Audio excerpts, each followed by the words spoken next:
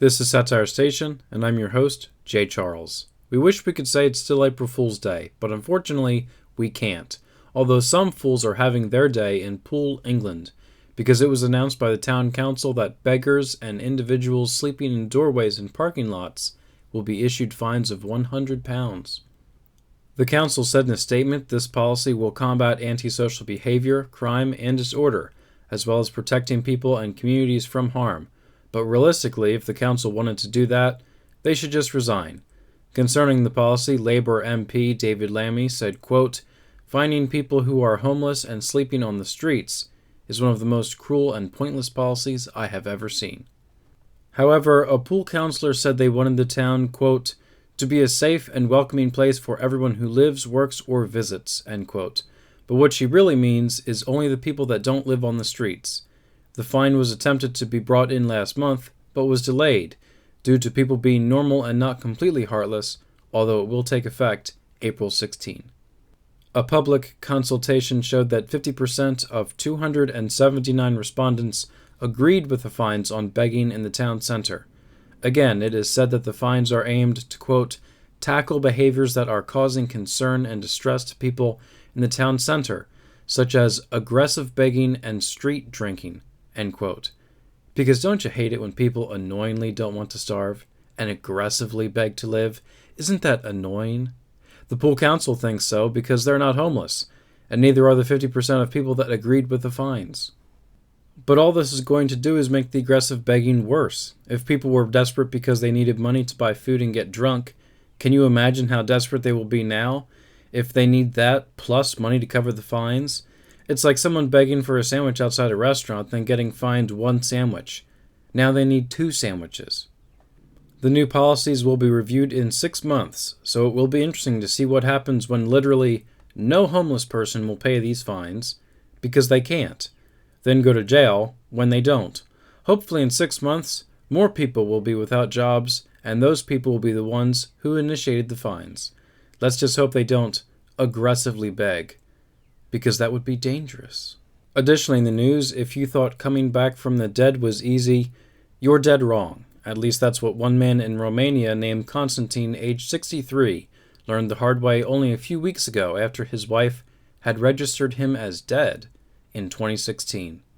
In an interview, Constantine explained that he moved from Romania to Turkey in 1992 to be a cook, while of course his wife stayed in Romania. He returned 3 years later in 1995 to find out that his wife had cheated on him, so he stuck it out till 1999, but decided to head back to Turkey for good.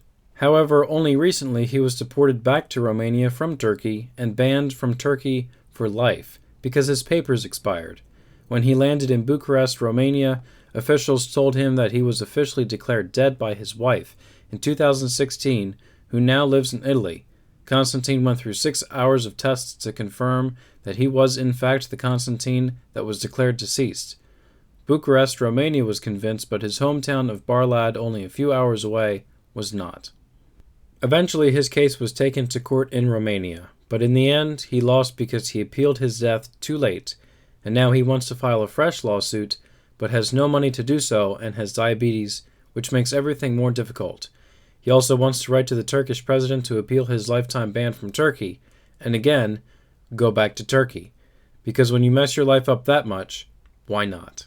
But concerning losing his case because he appealed his death too late, I'm not sure if I can wrap my head around how insane that is. That someone will continue to be declared dead because they waited too long to challenge their own death. As if a dead person should be reading their own obituary to appeal their death on time. The court should know that Constantine didn't come back from the dead, because he never died. We just celebrated Easter this past week to be reminded that only one person came back from the dead, and it certainly wasn't Constantine. Constantine also stated in an interview, quote, "I am a living ghost. I am officially dead, although I am alive. I have no income because I am listed as dead. I can't do anything. I think I am going to cry," end quote. Then he went on to say he wanted revenge on his wife. But finally he said, quote, "I'm not sure whether I'm divorced or not. I'm not sure whether she is married to someone else or not. Nobody will tell me," end quote. But Constantine, you left your wife to live in Turkey for nearly 2 decades and lost contact with her since then. Don't you think she wondered the same? Or maybe thought, oh, I don't know, you died? If someone left their wife for 3 years and came back and found out she cheated on them, then they left for nearly another 20 years, what would they think their wife's next step would be? Sit on the front porch every day and wait? Or have them declared dead and move on and move to Italy? If you left your wife for that long and you're still wondering, you've probably been declared dead. Thank you so much for watching. Please be sure to like, comment, subscribe, and check out our other videos. We hope to see you again very soon.